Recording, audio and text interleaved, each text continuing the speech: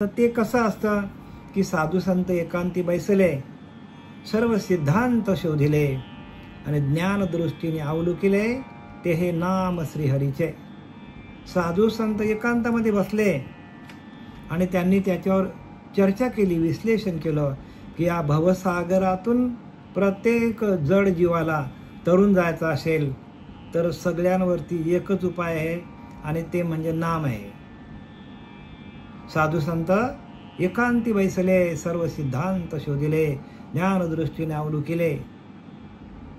ज्ञानाच्या दृष्टीतून त्याने अवलोकन केलं की प्रत्येक जड जीवाला या भवसागरातून, या दुःखरूप अशा संसारातून, जन्ममरणाच्या फेऱ्यातून जर आपल्याला बाहेर निघायचं असेल तर त्यावर एकच रामबाण औषध आहे आणि ते म्हणजे नाम आहे. आणि त्या नामाला कोणी जाणत नाही. अनेक पंथच्या पंथ आहेत असे, ते आपल्याला ध्यान करायला सांगत नाही, आसन देत नाही बसायला. ऐका आणि घरी जा. ऐकून तुम्हाला ज्ञानाची माहिती होईल पण ज्ञान होणार नाही. आणि याच्यामध्ये तेच सांगितले, आदियज्ञ म्हणजे काय? आदियज्ञ, आदिभूत, आदिदैव आणि आदियज्ञ. आदियज्ञ हे शेवटचं ज्ञान आहे की ज्ञेय वस्तूशी एकरूप होणं. तुकाराम महाराज बोलले की नाही, देव पाहावयाशी गेलो आणि देवच होऊन ठेलो. म्हणजे काय? जी वस्तू आपण शोधायला जातो त्या वस्तूशी आपण एकरूप झालो तर आपण सांगायलाच उरत नाही. माझ्या प्रवचनातून रोजच असतो, सांगतो तुम्हाला, ऐकणं म्हणजे ज्ञान नाही, सांगणं म्हणजे ज्ञान नाही. मग त्या ज्ञान स्वरूपाशी एकरूप होणं हेच ज्ञान आहे. त्या भगवंताशी एकरूप होणं हेच खरं ज्ञान आहे. आणि त्या ज्ञानापर्यंत पोहोचवण्यासाठी आपले संत प्रत्यक्ष अवताराला आले.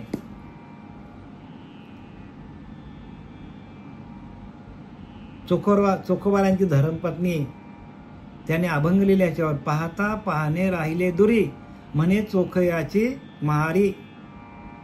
बघा, चोखोबारांची धर्मपत्नी होती, तिने पण अभंग रचल्यात. म्हणजे ती त्या ज्ञेय वस्तूशी एकरूप झाले. पाहता पाहणे राहिले दुरी, म्हणे चोखयाची महारी. स्वतःला आलेला अनुभव तिने आपल्याला ह्या अभंगातून सांगितलेला आहे. तसं प्रत्येकाची ज्ञान स्वरूप अवस्था व्हायला पाहिजे. आणि ती अवस्था होण्यासाठी आपल्याला एकमेव साधन काय आहे?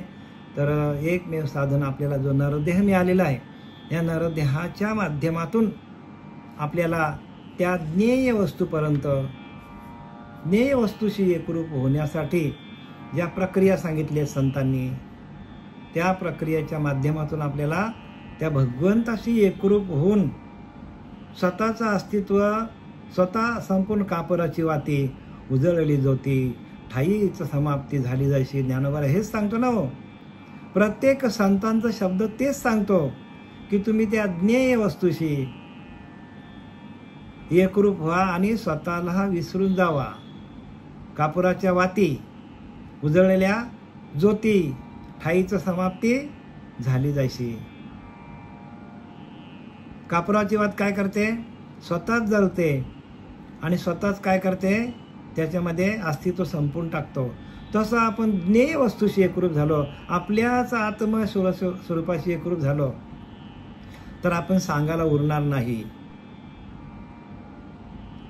समर्थ रामदासांनी मस्त लिहिले याच्यामध्ये, दासबोधामध्ये लय भारी सांगितलं. बघा काय सांगतात की नदी मिळाली सागरी, निवडावी कोणे परी, लोहे सोने होता माघारी नये. बघा किती सोप्या भाषेत, सरळ भाषेत सांगितले. नदी मिळाली सागरी, नदी एकदा सागराला मिळाली का नदी परत माघारी येत नाही बघायला, ती समुद्रमय झाली. नदीचं अस्तित्व संपलं आणि समुद्रमय झाली. लोहे सोने होता माघारीने, लोखंडाचं एकदा सोनं झालं की परत लोखंड होत नाही. आता त्या सोन्याला तुम्ही सांगा लोखंड व्हा, होईल का बघा?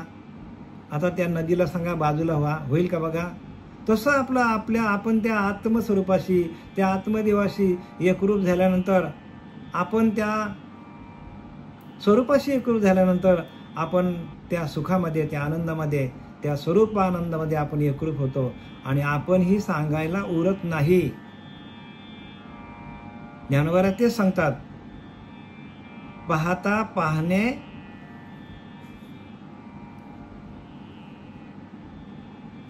काय लिहिले, पाहता पाहणे राहिले दुरी म्हणे चोखयाची महारी. म्हणजे पाहता पाहता पाहता वस्तू स्वरूप होणं म्हणजे ते ज्ञान स्वरूप होणं म्हणजे आत्मस्वरूप होणं, हेच ज्ञान खरं आहे. याची व्यतिरिक्त जी जी ज्ञान आहेत ती सगळी कल्पनेची ज्ञान आहेत, ती भौतिक ज्ञान आहेत, ते आपल्या मनाच्या कल्पना आहेत. आणि कल्पना जाई सांडे त्याची का परमार्थ योग घडे. कल्पना टाकली की आपणच परमात्मा आहोत, आपणच परब्रह्म आहोत. आपण आता या 8व्या अध्यायामध्ये ब्रह्माक्षर निर्देश योग अध्याय 8वा ज्ञानेश्वरी आणि त्यातली ओळी क्रमांक का आपण 49 पर्यंत आलो होतो. आपण आता 50 ओळीवर जाऊया. 49 ओळी काय म्हणते बघूया. मग वज्रासन तोची उर्वी, मग वज्रासन तेची उर्वी, शोधुनी आधार मुद्रा बरवी, वेदिकाराचे मांडवी शरीराच्या. आपल्याच शरीराचं आपल्याला काय चाललंय हे समजत नाही. आपल्याच शरीरामध्ये सगळ्या प्रक्रिया आहेत. आपलं शरीर हे प्रत्यक्ष आपल्या शरीरामध्ये त्या परब्रह्माची वस्ती आहे, त्या आपल्या जवळच आहे परब्रह्म. पण आपल्याला त्याची ओळख देणारे सद्गुरू आपल्याला मिळत नाही. तोपर्यंत आपण त्या ध्येयापर्यंत, त्या ज्ञेयापर्यंत, ज्ञेय वस्तूपर्यंत आपण जाऊ शकत नाही. म्हणून गुरु कशासाठी करायचा असतो, तर आपल्याच आतमध्ये, आपल्याच अंतःकरणामध्ये असलेला तो परमात्मा, त्याच्याशी एकरूप होऊन त्याचं भजन करणं, एवढंच ज्ञान आहे. भजन करता करता त्या भजनानंदामध्ये आपलं स्वतःचं अस्तित्व विसरणं, त्याला ज्ञान म्हणतात. आणि त्यासाठी आपल्याला मूळ मंत्र संतांनी शोधून काढलं. आता मी सांगितलं की ज्ञानदृष्टीने अवलोकिले ते हे नाम श्री हरीचे. मग ते श्री हरीचं नाम कोणतं आहे, ते जे आपल्याला देतात, ध्यानाला बसवतात आणि त्या ज्ञेय वस्तूशी किंवा जीवशिवाशी ऐक्य करून देतात, तेच सद्गुरू आहेत. बाकी सगळे गुरु आहेत. सत म्हणजे शाश्वत. शाश्वत वस्तू काय आहे, तो परमात्मा, तो परब्रह्म. ते परब्रह्म ते शाश्वत आहे. आणि जे काय दिसतं जगामध्ये, जे डोळ्याला दिसतं आपल्याला, ते अशाश्वत आहे. जे दिसत नाही ते परब्रह्म आहे. आणि ते परब्रह्म सगळ्यांमध्ये भरलेलं आहे, ओतप्रोत भरलेलं आहे तुमच्या आमच्यामध्ये. पण त्याचीच ओळख नाही आपल्याला. त्याच्याशी एकरूप होणं, भजन करणं, हेच आपल्याला माहीत नाही. आणि म्हणून सर्व आंधळेची जण, सगळेचे आंधळेच आहेत. तो आंधळेची जण अवघेची आंधळे, सगळेच जण आंधळे आहेत. तुकाराम महाराज म्हणतात, आंधळेची जण अवघेची आंधळे. अवघे म्हणजे सगळेच, अनंत काळापासून अगदी कृता, त्रेपा, त्रेता, द्वापार, कली ह्या 4 युगामध्ये सगळेच आंधळे लोक आहेत म्हणतो. का तर एका आत्मतत्वाशी एकरूप होऊन त्याचं भजन करत नाही, आत्मतत्वाची ओळख घेत नाही. आणि म्हणून एवढे सगळे शास्त्र लिहायला लागले. मग वज्रासन तेची उर्वी. वज्रासनामध्ये बसून काय करायचं, उर्वी म्हणजे जमीन, म्हणजे आपल्या त्या आसनावर बसून वज्रासन घालून शोधून आधार मुद्रा बरवी. आधार मुद्रा म्हणजे आपण मुद्रा लावायला पाहिजे. मुद्रा ती 5वी लावून या लक्ष. आत्मा तो प्रत्यक्ष हरिदिशे, आत्माच हरी आहे. आपण त्याच्याकडे लक्ष लावत नाही. ही मुद्रा काय आहे ते माहित ना आपल्याला. आपल्याला यम नियम आसन प्रत्याहार प्राणायाम, यम नियम आसन प्राणायाम प्रत्याहार ध्यान धारणा समाधी अष्टांग योग आहेत, तेही आपल्याला माहित नाही. आपल्याला प्राणायाम माहित नाही.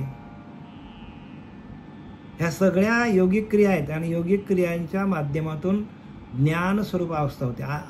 ऐकणं म्हणजे ज्ञान नाही आहे, सांगणं म्हणजे ज्ञान नाही आहे, कीर्तन करणं म्हणजे ज्ञान नाही आहे. मग तुकाराम महाराज कीर्तन करत नव्हते का? मग तुकाराम महाराज काय म्हटले? देव पाहावयाशी गेलो आणि देवच होऊन ठेलो, म्हणजे प्रत्यक्ष परब्रह्मच मीच झालो. आणि म्हणून तर त्यांनी एवढे सगळे अभंग लिहिले, आपल्यासाठी लिहिलेत. ते त्यांच्या आलेल्या अनुभूती त्या आपल्यापर्यंत पोहोचाव्या म्हणून त्यांनी काय केलेलं आहे, तर भगवत स्वरूपाला गेलेले जे लोक आहेत, जे संत आहेत, लोक म्हणू शकत नाही आपण त्यांना, संत जे भगवत स्वरूपाला गेल्यात त्यांचं ज्ञान घ्या. बाकी आताच्या जमान्यामध्ये जे काय चाललेलं आहे ते काय खरं नाही हो. उगाच आपला वेळ काढूपाना चाललेला आहे आणि आपण त्याच्यामध्ये अडकला जातो. आणि एकदा माणूस अडकला की त्यातनं बाहेर येत नाही. कारण ज्याच्यावर आपण विश्वास ठेवतो त्याच्याकडे ती वस्तूच नाही तर सांगणार काय? ज्यांच्याकडे ती वस्तू आहे अशा वस्तूला आपण भेटलो पाहिजे ना. आपण सोन्याच्या दुकानात जायला पाहिजे. आपण सोन पित्तलेच्या दुकानात चाललोय, आपल्याला कसं मिळेल सोनं?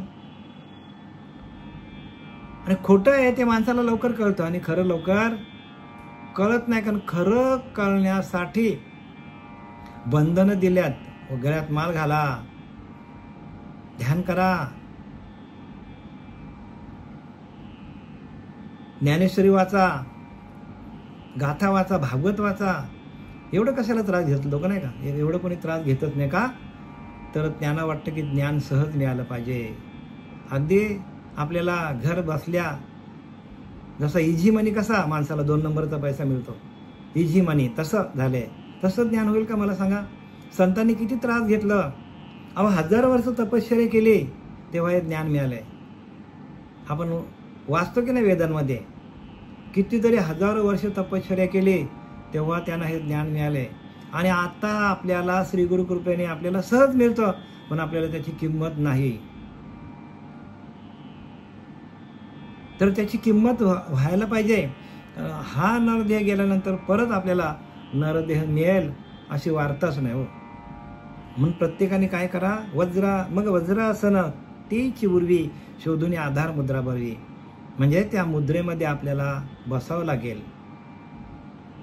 आणि वेदिका रचे मांडवी शरीराच्या, आणि शरीररूपी मांडवामध्ये मूळबंद मुद्रेचा ओटा करतात. म्हणजे शरीररूपी मांडवामध्ये, म्हणजे आपण कसा मांडवामध्ये शब्द कसा वापरला बघा त्यांनी. जसा एखादा मुलगा आहे, त्यांचा आपण लग्न कुठे लावतो? मांडवामध्येच लावतो ना आपण. त्यांच्या मुलीच्या गळ्यात मंगळसूत्र घालतो, मंगलाष्टके गातो. मग तो भटजी आहे, तो भटजी मंगलाष्टके बोलतो आणि मग दोघांच्या हातात हात देतो आणि सांगतो की आजपासून काय करा, सावधान करतो त्यांना. पण ते सावधान होत नाही का? आपल्याला पण सावधान केलं पण आपण सावधान झालो नाही. आणि गेल्या आपण 50 वर्ष 60 वर्ष झालो आणि आपण सावध व्हायला चाललो. का आपण सावध होत नाही? तर आपल्याला जे आपण भोगलाय, जे आपण विषयांचं सुख भोगलाय तेच आपल्याला त्रास देतो. ज्या विषयांचं आपण सुख भोगलाय अंतकाली आपल्याला तेच त्रास देणार आहे. ते आपल्याला टाकता यायला पाहिजे. ते टाकल्यानंतर आपणच परब्रह्म आहोत. लांब जायची वस्तू नाही आहे. सगळं जवळ आपल्या जवळ आहे. वैराग्य आपल्या जवळ, विवेक आपल्या जवळ आहे. साधना आपल्याला करावी लागेल. ज्ञान आपल्या जवळ आहे. भगवंत आपल्या जवळ आहे. सगळ्या गोष्टी आपल्या जवळच आहे. जवळी नव्हे अंतरी. बघा काय लिहिलंय, जवळी नव्हे अंतरी, आतमध्येच. पण भेटणार आयुष्यभरी. अगदी मरेपर्यंत त्या परमात्म्याची भेट होत नाही. कारण श्रीगुरु भेटत नाही, तसे गुरु भेटत नाही आपल्याला. म्हणून इथं लिहिलंय की मग वज्रासन हीच भूमिका शुद्ध करुणी. वज्रासनामध्येच आपल्याला शुद्धी मिळेल. वज्रासनाच्या भूमिकेमध्येच आपल्याला शुद्ध होता येईल. म्हणून ठाईच बैसुनी करा एकचित्त, एकांती उगेच बैसावे. समर्थ रामदास सांगते एकांती उगेच बैसा. एकांतामध्ये जा. आपण एकांतामध्ये जातच नाही. गेलो जरी आपण एकांतामध्ये, एकटेच जरी घरामध्ये असलो तरी आपल्याकडे विचार कसले असतात? तर ते प्रपंचाचे विचार असतात आपल्याकडे. सर्व विचार आपल्याकडे पैसा कसा कमवायचा, घर कसा बांधायचा, हे सगळ्या गोष्टी नाशिवंतासाठी आपण अखंड आयुष्य आपण घालवतो. नाशिवंतासाठी. नाशिवंत देह जाणार सकळ, आयुष्य खातो काळ सावधान. सावधान हो, पण आपण सावध होत नाही. आणि संत रामदास सावध झाले आणि बोहळ्यावरून पळून गेले. आणि त्यांनी ठरवलं की लोकांचे जे संसार आहेत ते त्यांना व्यवस्थित प्रपंच साधून परमार्थ कसा करता येईल याच्यासाठी त्यांनी दासबोध लिहिला. आणि त्या दासबोधाच्या माध्यमातून प्रत्येक जड जीवाला जे काय पाहिजे ती ज्ञानाचा प्रयत्न केला. जे संसार साधून परमार्थ करीशी त्याने तो सुखी होशी असं सांगण्यासाठी आले. आणि आपल्याला तेच कळत नाही. का कळत नाही आपल्याला? तर आपल्याकडे त्या क्रिया नाही आहेत. संसारात राहूनच आपल्याला परमार्थ साधता यायला पाहिजे. आणि शुद्ध करून शरीररूपी मांडवामध्ये मूळ बंद मुद्रेचा ओटा करतात. शरीररूपी मंडपामध्ये आसन घालून मुद्रा लावून आपण काय करायला पाहिजे? तुका म्हणे लक्षणी अंतरी आतमध्ये लक्ष लावायला पाहिजे. आपण आपली सगळी मुद्रा बाहेर येतो. आपल्याला सांगितलं चला तीर्थाला, लगेच लोक तयार होतात. चला फिरायला, लगेच लोक तयार होतात. चला गावाला, लगेच लोक तयार होतात. कारण आपण बहिर्मुखी आहोत. मज्जा करू शकतो आपण. करतात माणसं, सगळीच लोक मज्जा लुटतात. पण त्यांना आपण सांगितलं की चल बाबा आपण ध्यानाला बसूया, अंतर्मुख होऊया, तर बघा एक तरी माणूस येतो का? एकही माणूस येणार नाही ध्यानाला बसायला सांगितलं. का?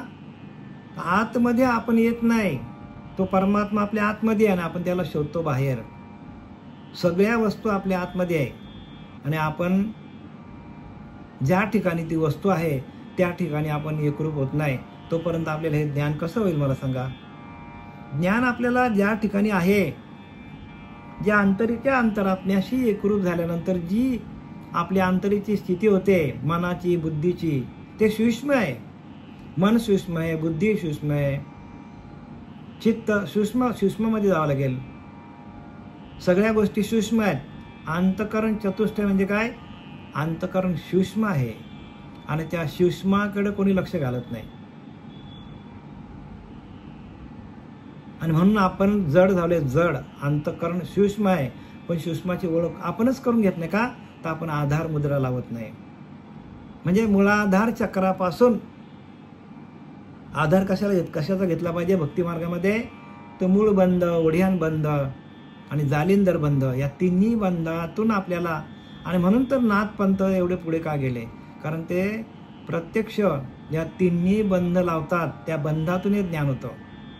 मूळ बंध, ओढ्यान बंध आणि जालिंदर बंध, या तिन्ही बंधातून ज्ञान होतं. किंवा मूलाधार, स्वाधिष्ठान, मणी, पुराणात, विशुद्धी, आज्ञा चक्र आणि ब्रह्मरंध्र चक्र, म्हणजे मूलाधार चक्रातून जी आपली कुंडलिनी जागृत होते, त्या कुंडलिनी जागृतीचं जे मुख्य कार्य आहे आणि ते प्रधान उद्दिष्ट काय आहे कुंडलिनी जागृत होण्याचं? की त्या ज्ञेय वस्तूशी किंवा त्या ध्येय वस्तूशी आपण एकरूप होतो, किंवा आत्मतत्वाशी आपण एकरूप होणं. हे मुद्रेंचं, प्रत्येक मुद्रेचं काम तेच आहे की आपण आत्मस्वरूप आहोत. आणि ती मुद्रा लावणं फार महत्त्वाचं आहे. मुद्रेतूनच सर्व संत काय झाले? देवरूप झाले. आणि ती मुद्राच आपल्याला लावता येत नसेल, कारण तो आधार आहे, मूळ आधार. मूळाधार म्हणजे जिथून भगवंताच्या भजनाचा आरंभ होतो ते मूळाधार चक्र आहे. आणि त्या मूळाधार चक्रातून आपल्याला वरच्या दिशेला उलट प्राण्या फिर गोते खाशी, भरला पूर मायेचा लोंढा, वाहून या जाशी मुक्ताई म्हणते. उलट प्राण्या, अरे प्राण्या तू वरच्या दिशेला आहे, म्हणजे ब्रह्मरंध्राकडे आहे. नाहीतर जर नाही आलास ना, तिथंच थांबला तर फिर गोते खाशी, भरला पूर मायेचा लोंढा. मायेच्या पुराचे लोंढे आपल्या अंगावर येतात. विषयांचे लोंढे आहेत. कामाचा लोंढा आहे, क्रोधाचा लोंढा आहे, लोभाचा लोंढा. बघा किती लोंढे आहेत आपल्या अंगावर. ते येतात आणि आपल्याला काय करतात, वाहून घेऊन जातात. मग या सगळा लोंढा जर आपल्याला थांबवायचा असेल या विषयांचा, तर आपल्याला मूळाधारपासून जसं संतांनी भजन केलं, संत त्या भजनानंदामध्ये गेले, त्या भगवंताशी एकरूप झाले, त्या ज्ञेय वस्तूची म्हणून आदियज्ञ. आदियज्ञ कशाला म्हणतात, त्याचा इथे विश्लेषण चालू आहे. आदियज्ञाचा विषय चालू आहे. तो आदियज्ञी येथगामी. भगवंत सांगतो की नाही, आता येचे शरीरग्रामी, जो शरीर भावा ते उपशमी, तो आदियज्ञ येथगामी पंडुकुमारा. अरे अर्जुना, आता येच शरीरगा म्हणजे ह्या शरीररूपी ग्रावामध्ये जो शरीर भावा ते उपशमी, म्हणजे शरीराचा भाव काय करतात, तर उपशमी म्हणजे शरीराचा भाव नष्ट करतात. शरीर भावच निघून जातो. शरीररूपी उपाधीचा लय करून टाकतात. जो शरीर भावा ते उपशमी म्हणजे शरीररूपी भावाचा लय करून टाकतात.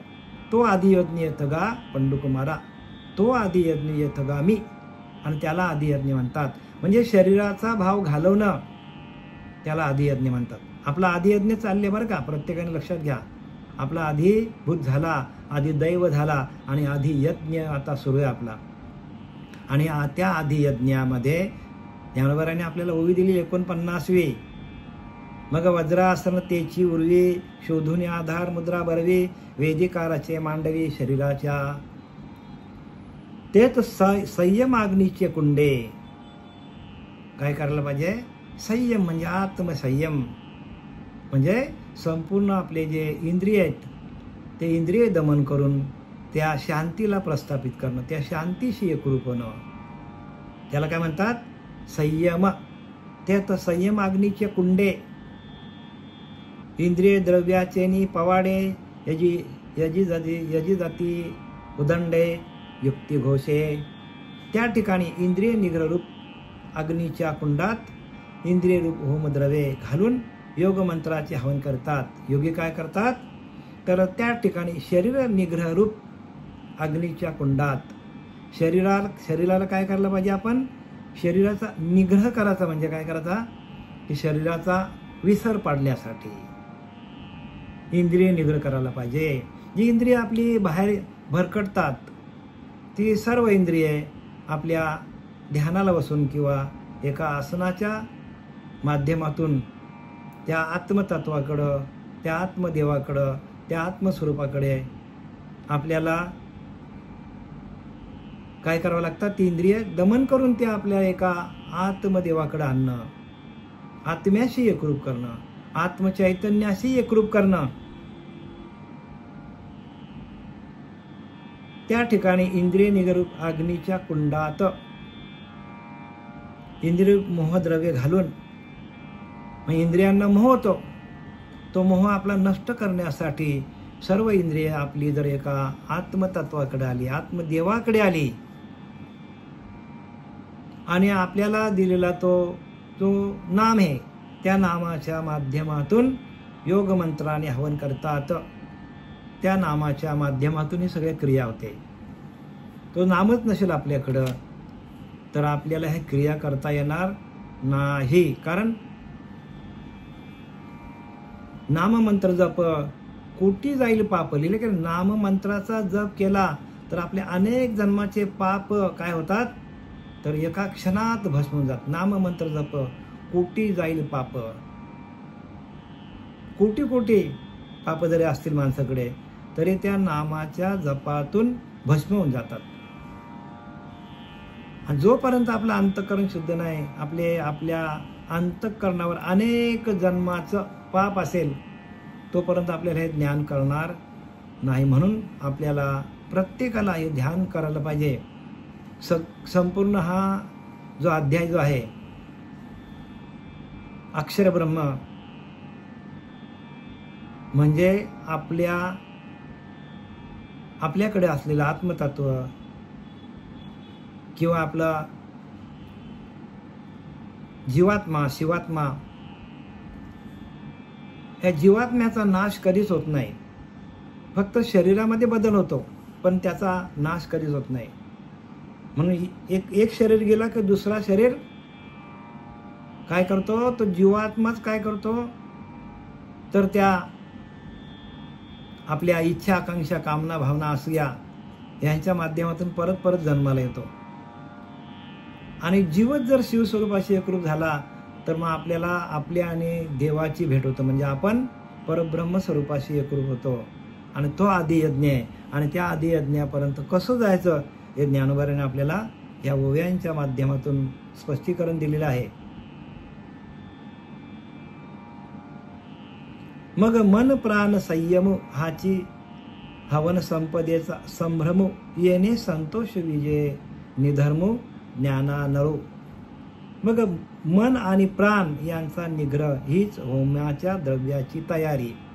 म्हणजे काय सांगितले इथे, होमाच्या द्रव्याची तयारी.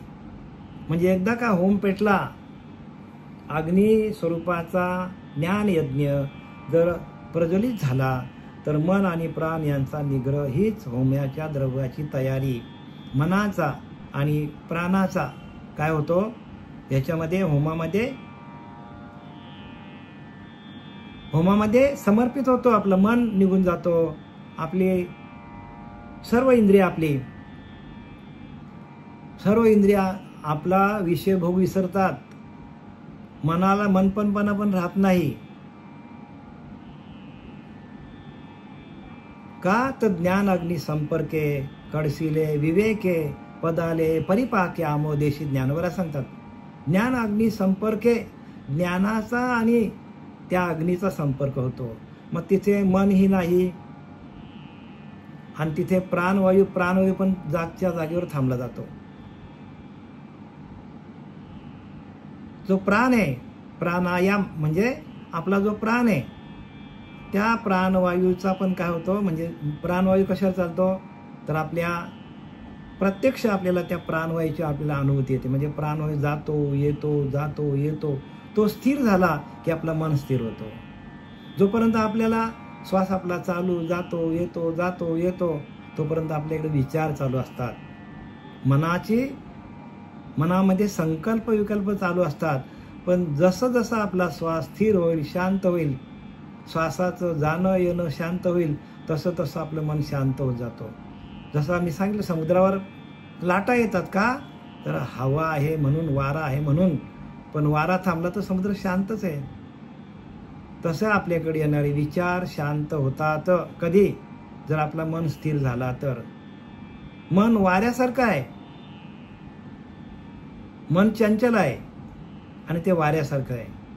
वाऱ्याच्या पेक्षा वेगाने, प्रकाशाच्या पेक्षा वेगाने मनाचा वेग आहे.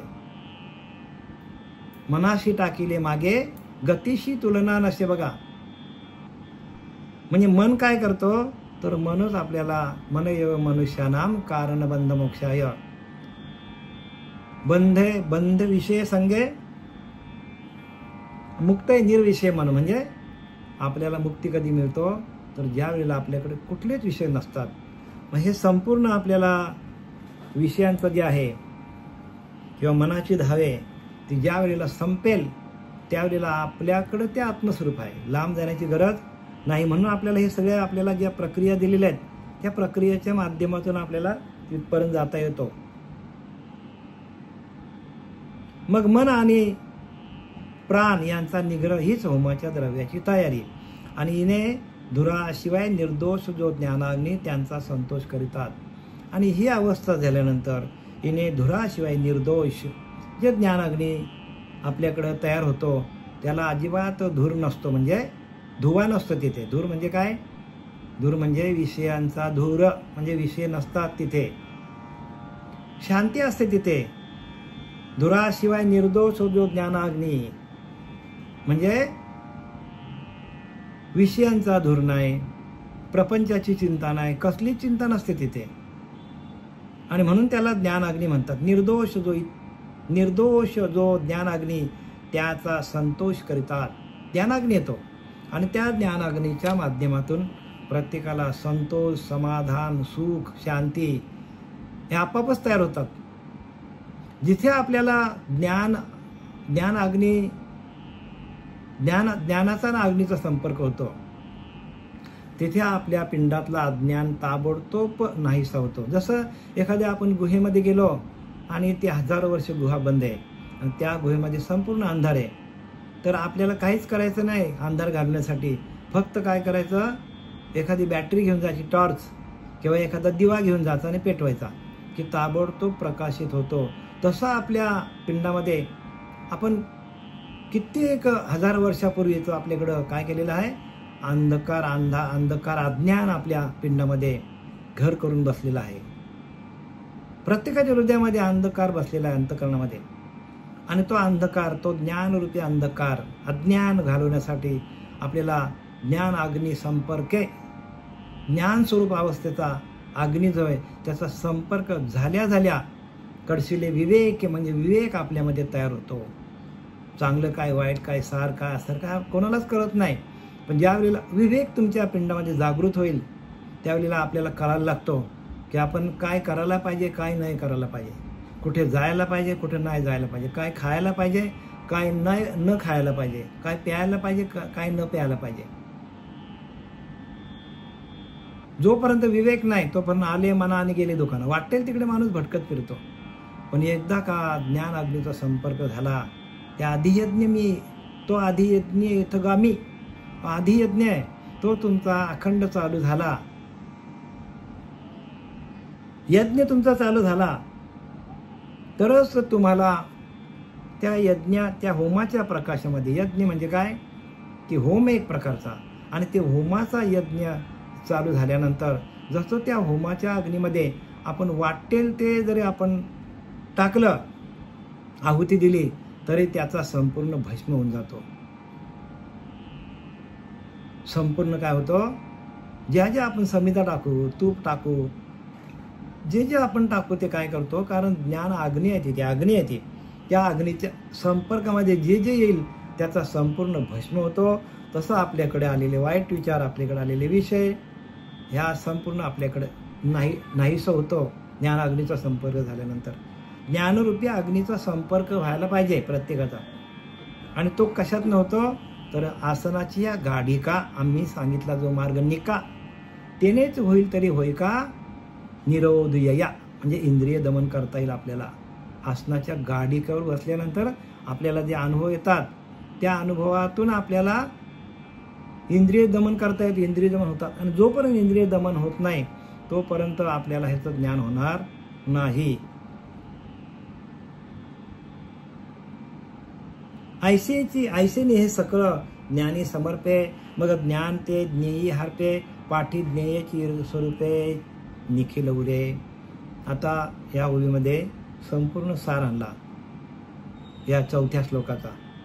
काय सांगता, ऐसेनी हे सकळ ज्ञानी समर्पे, म्हणजे असं ज्ञान आपल्याला संपूर्ण मिळालं, मग ज्ञान ते ज्ञेयी हरपे, मग ज्ञान काय होतो, त्या ज्ञेय वस्तूमध्ये हरपून जातो. लिहिले की नाही, ध्येय ध्याता ध्यान त्रिपुटी वेगळा, ज्ञेय ज्ञाता ज्ञान, सहस्त्रदळी उगवला सूर्योदयसा. ध्येय ध्याता ध्यान म्हणजे ध्यान करणारा तो माणूस, आणि त्या माणसाकडे असलेलं ध्येय भगवंताला प्राप्त करणं, आणि मधली अवस्था ज्ञान. ध्येय ध्याता ध्यान म्हणजे ध्येय त्याचं एकदा त्याला मिळालं, ध्यात्याने ज्ञानाच्या बळावर ध्येय वस्तूशी एकरूप झाल्यानंतर ध्याता पण राहत नाही, ज्ञान पण राहत नाही, फक्त ती ध्येय वस्तू राहते. जसा ज्ञेय ज्ञाता आणि ज्ञान या ज्ञेय वस्तूशी आपण एकरूप झाल्यानंतर, परमात्म्याशी एकरूप झाल्यानंतर आपला स्वतःकडे असलेला जो ज्ञान पण निघून जातो, ध्यान करणारा आपण पण उरत नाही. म्हणून आपण वस्तू स्वतः सिद्ध, येथे नाही देह संबंध, पाप राशी होती दग्ध येणे रूपे. आपण वस्तू स्वतः सिद्ध, आपणच वस्तू आहोत, आपणच सिद्ध आहोत. येथे नाही देह संबंध, देहाचा पूर्ण विसर पडतो. पाप राशी होती दग्ध येणे रीते, पापाच्या राशीच्या राशी जळून जातात. पण जोपर्यंत आपण देहबुद्धीवर आहोत, जोपर्यंत आपण शरीरावर आहोत, म्हणून परमात्मा शरीरापेक्षा वेगळा आहे, मनापेक्षा वेगळा आहे. नेहमीच सांगत असतो की नाही मी, आपण जो काय आपल्याला ज्ञान होतो तो मनातून होतो, शरीरातून होतो. पण शरीराच्या पलीकडं, मनाच्या पलीकडे जी वस्तू आहे, देहाच्या पलीकडे जी वस्तू, ती ज्ञेय वस्तू आहे. आणि त्या ज्ञेय वस्तूशी आपण एकरूप झालो की आपला संपूर्ण स्वतःचं अस्तित्व आपण विसरून जातो. आणि संतांनी ते केलं, आणि म्हणून ते संत झाले, शांत झाले आणि सत्वस्तूशी एकरूप झाले. की सत्वस्तू, जी सत्वस्तू प्रत्येक जीवाला चालवते. म्हणून सर्वा घटी राम देहादेही, एकच सगळ्यांना चालवतो तो. आणि ती ज्ञेय वस्तू जी आहे, त्या ज्ञेय वस्तूचं ज्ञान होण्यासाठी प्रत्येकाने सावध व्हायला पाहिजे. आणि ती सावधता बाळगण्यासाठी आपल्याला सद्गुरूंशी सद्गुरूच्या चरणावरती नतमस्तक व्हावं लागतो. बाकी बऱ्याच लोकांनी सद्गुरू केले, सद्गुरू करत बसतात, पण त्या ज्ञेय वस्तू काय आहे कोणालाच माहित नाही. जगामध्ये आम्ही भरपूर फिरतो इकडे तिकडे, हे ज्ञान कोणी सांगतच नाही. का? कारण त्यांच्याकडे ते नाही येतं, सांगणार काय? स्वतःच्याच आत्म्याचं दर्शन नाहीये. म्हणून आत्मदर्शन समास लिहिला तो वाचा रामदास स्वामीचा, त्याच्यामध्ये सगळं लिहिले आहे. स्वमात्मा सानंद घन आजन्म तो तूच जाणं, हे साधूचे वचन सदृढ धरावे. पण साधू भेटला पाहिजे ना. जोपर्यंत साधू भेटत नाही तोपर्यंत आपल्याला हे ज्ञान कसं भेटेल? संत भेटले पाहिजे. म्हणजे संततेची देव, संततेची देव निमित्त, त्या प्रतिमा निमित्ताला आहेत, पण संतच देव आहेत. मग संतांशी शरण गेल्या विना न कले ब्रह्मज्ञान. जोपर्यंत आपण संतांना शरण जात नाही, ब्रह्मज्ञान आपल्याला नाही भेटणार. कारण ब्रह्मज्ञान सांगणारे संतच असतात, आणि ते आपल्याला काय करतात? शांत करतात. ऐसे नाही सकळ ज्ञानी समर्पे, मग ज्ञान ते ज्ञेय हरते. बघा, ज्ञान काय होतो की ध्यान करणारा तो देह, किंवा ध्यान करणारा तो माणूस किंवा पुरुष, ध्यान करणारा पुरुष, आणि त्याचं ध्येय काय आहे? परमात्म्याला प्राप्त करणं. आणि तो कशाच्या माध्यमातून प्राप्त करतो? तर त्या ध्यानाच्या माध्यमातून. ध्यान हा मध्ये राहतो. ध्यान म्हणजे ध्यान करणारा आणि ती ज्ञेय वस्तू, या दोघांच्या मध्ये जी अवस्था असते त्याला ध्यान म्हणतात. आणि जो ध्यान करणारा तो कोण आहे? ध्यान करणारा तो ध्येय ध्याता ध्यान, तो ध्याता आहे. ध्येय ध्याता ध्यान, आणि तो काय करतो? त्या ध्येय म्हणजे त्या परमात्म्याला प्राप्त करणं. म्हणून ध्यात्याने काय करायला पाहिजे? ध्यानातून ध्येय वस्तूकडे जायला पाहिजे. ध्यात्याचा ध्येय असला पाहिजे की ध्यानातून ध्येय वस्तूशी एकरूप होणं.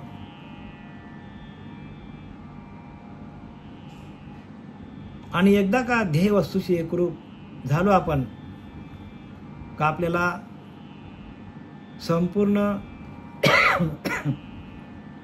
देहाचा निराश होतो, आणि त्या वस्तूशी आपण एकरूप झालो, आपण वस्तू स्वरूपच होतो. म्हणून आपण वस्तू स्वतः सिद्ध, आपणच सिद्ध आहोत. प्रत्येक माणूस हा ब्रह्मच आहे, सिद्धच आहे प्रत्येक माणूस. पण आपण बद्ध का झालो? का आपण त्या वस्तूशी एकरूप होत नाही. आणि वस्तू कुठे आहे? प्रगट आपल्याकडेच आहे. वस्तू प्रगटच असे, प्रत्येकाच्याकडे ती वस्तू प्रगट आहे.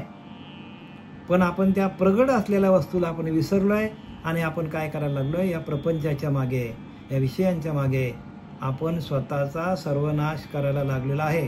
का? आपल्याला ते जन्मच त्यासाठी मिळालेले आहे. परमात्म्याच्या प्राप्तीसाठी हा नरदेह मिळालेला आहे.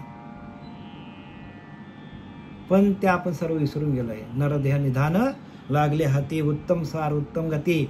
देवची हो म्हणती, परंतु ते देवची होती. तरी काना बा धरावा चित्ती, तरी चित्तामध्ये का धरत नाही आपण? चित्तामध्ये धरण्यासाठी आपल्याला चित्ताचा अभ्यास देणारं तर मिळालं पाहिजे.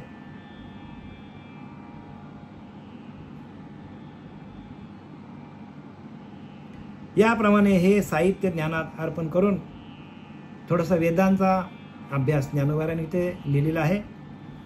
याप्रमाणे हे साहित्य ज्ञानात अर्पण करून मग ते ज्ञान ब्रह्मात लय पावते. बघा कशात लय पावते? संपूर्ण ज्ञान त्या ब्रह्मवस्तूमध्ये, त्या ज्ञेय वस्तूमध्ये आपल्याला हा ज्ञान संपूर्ण लय होतो. नंतर निव्वळ जे उरते तेच एकटेच उरते, ते परब्रह्म. आणि फक्त एकटे उरते शेवटीला ते परब्रह्म. मग तिथे आपण सांगायलाच उरत नाही. स्वतःचं अस्तित्व संपतं, सांगायला आपण राहतच नाही.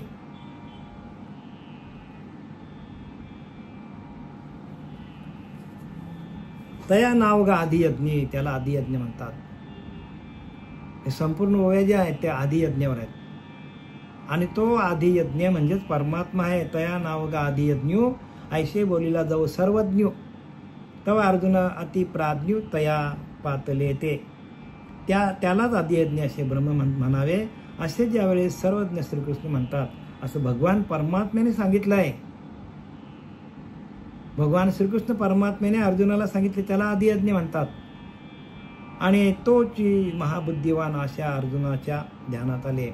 आणि तोच सगळ्यात मोठा बुद्धिमान प्राणी आहे की ज्या मनुष्य देहाला येऊन ज्याने आपल्या बुद्धीचा वापर करून बुद्धिनिश्चय आत्मज्ञान ब्रह्मरूप भावे आपणापन ब्रह्मनिष्ठा राखे संपूर्ण तत्पारण हरनिशी सातत्याने त्या ब्रह्मनिष्ठेशी एकरूप होता होता आपण तेच होऊन जातो. आपण त्या आदियज्ञ म्हणजे आपल्याकडे जर ते नामाचं यज्ञ अखंड चालू झालं तर आपल्याकडे कुठलेच विषय फिरकून पण बघत नाही, वाईट विचार येत नाही. प्रपंचाचं आपण संपूर्ण भान विसरून जातो, देहभान विसरून जातो. आणि एकदा का आपण देहभान, प्रपंचाचं भान, विषयांचं भान, स्वतःला विसरलो आपण आणि त्या आदियज्ञाशी एकरूप झालो. म्हणजे आदियज्ञ म्हणजे भगवंताचं नामस्मरण, त्याला आदियज्ञ म्हणतात. आणि भगवंताचं नाम हेच आदियज्ञ आहे. नाम जपू यज्ञ निघले की नाही, नाम जपू यज्ञ तो परम. सगळ्यात श्रेष्ठ कोणता आहे? नाम जपू यज्ञ.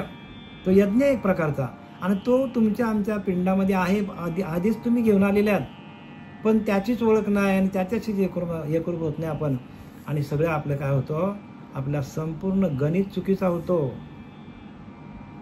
भक्ती मार्गच पूर्णपणे कोलमडला जातो. गणित चुकीचा होतं आपला हातचा आपण पकडत नाही. सर्व गणित चुकणार आपली. हातचा पकडा. जो अंतरीचा अंतरात्मा आहे त्याचं भजन कसं करायचं आणि त्या भजनाच्या माध्यमातून आपल्याला संपूर्ण ज्ञान होतं. आपल्याला ज्ञान म्हणजे आत्मज्ञान होतो, संपूर्ण आत्मज्ञान होतो.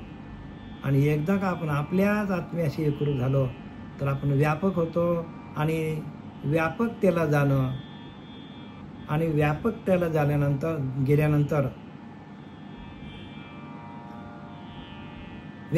गेल्यानंतर आपला आदियज्ञ जो अनंत काळाचा यज्ञ आपल्याकडे आहे, आदियज्ञ म्हणजे नामाच्या जपाचा यज्ञ. त्या नाम जप, त्या प्रणवाच्या माध्यमातून, त्या नामाच्या माध्यमातून जी सृष्टीची निर्मिती झालेली आहे त्या मूळ स्वरूपाशी आपण जाऊन एकरूप होतो. आणि ते मूळ स्वरूप म्हणजे काय आहे तर ते मूळ स्वरूप म्हणजे प्रणव आहे. आणि कोणी त्याला नाम म्हणतो, कोणी त्याला प्रणव म्हणतो, कोणी त्याला ओंकार तत्व म्हणतो. आणि त्या तत्वाशी एकरूप झाल्यानंतर आपल्याला आपलीच आठवण राहत नाही. आणि तो आदियज्ञ आपल्याला इथे ज्ञानोबाराने आपल्याला सांगितलेला आहे. त्यालाच आदियज्ञ म्हणजे ब्रह्म म्हणावे. आणि असे ज्यावेळेस सर्वज्ञ श्रीकृष्ण म्हणतात, सर्व